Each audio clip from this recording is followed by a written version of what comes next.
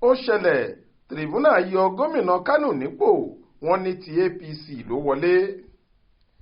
Ìgbìmọ̀ onídàájọ́ tó ń gba awuyewuye tó bá súyọ nínú ètò ìdìbò sípò gómìnà ìpínlẹ̀ Kano, ìyẹn Kano State Governorship Election Petition Tribunal, ti gbé gómìnà ìpínlẹ̀ Kano Abba Yusuf nídìí dìde kúrò lórí àga gómìnà. Wọ́n ní kó rọra máa lọ ilé rẹ̀ láyọ̀.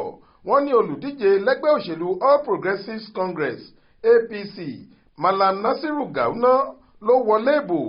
Òun sì ní kí wọ́n búra wọlé fún sípò gómìnà lẹ́yẹ òsọ́kà. Àṣẹ yìí wáyé nínú ìdájọ́ tí tribunal náà gbé kalẹ̀ lọ́jọ́rú Wẹ́sídẹ̀ẹ́ 20 oṣù kẹsàn-án ọdún 2023 yìí. Orí ẹ̀rọ ayélujára Zoom làwọn adájọ́ náà ti ka ìdájọ́ ọ̀hún sétí ìgbọ́ olùpẹ̀jọ́ àti olùjẹ́jọ́ àtàwọn èèyàn tí wọ́n pèsè sí kóòtù náà. Nínú ìdájọ́ ọ̀hún, èyí tí alága tribunal ọ̀hún onídàájọ́ Olúyẹmí Akíntósádébé kà, ìgbìmọ̀ náà ní àdìjú ìbò àti ayédèrú ìbò wáyé láwọn ibùdó ìdìbò kan lásìkò ètò ìdìbò sípò gómìnà èyí tó wáyé lọ́jọ́ 18 oṣù kẹta ọdún yìí.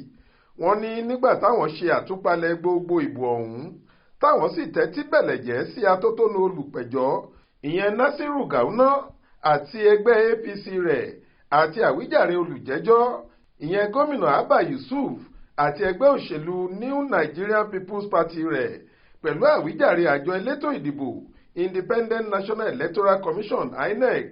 Àwọn rí i pé nítòdodo ìbò 1,555,663 165,663 ní ayédèrú tí wọ́n kọ ebè rẹ̀ mọ́ ti gómìnà Yusuf tí wọ́n fi lóhùn ló jáwé olúborí.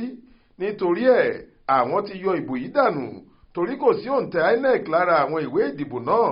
Kò sí ìbuwọ́lù kankan láti fìdí rẹ̀ múlẹ̀ bí ìbò ojúlówó. Èyí ló mú kí ìbò mílíọ̀nù kan ó lé ẹgbẹ̀rún mọ́kàndínlógún àti díẹ̀ 1,019,602 tí Yusuf ní já wálẹ̀, tí Gawuna tó ní ìbò 8,410,500 fi jáwé olúborí tí ìbò rẹ̀ sì tẹ̀wọ̀n jùlọ. Tribunal náà tún pàṣẹ pé kí INEC tètè gba sàbúkẹ́ẹ̀tì mo yege tí wọ́n ti fún Yusuf tẹ́lẹ̀ lọ́wọ́ rẹ̀, kí wọ́n pa orúkọ ẹ̀ rẹ́, kí wọ́n sì kọ Nasiru Gawuna sí láìsọsẹ̀. Ẹ ó rántí pé gómìnà ìpínlẹ̀ Kano yìí nìkan ṣoṣo ni ọmọ ẹgbẹ́ òṣèlú NNPP tó wọlé sípò náà. Gómìnà kan ṣoṣo tí ẹgbẹ́ náà sì ní látìgbà tí wọ́n ti dá a sílẹ̀ nìyẹn. Gómìnà yìí ló gbàjọba lọ́wọ́ Abdullahi Ganduje tó ti di alága àpapọ̀ ẹgbẹ́ APC báyìí. Kò tí ì dájú bóyá gómìnà yìí yóò pẹjọ́ kòtẹ́milọ́rùn lórí ìdájọ́ tó yọ ọ́ nípò yìí.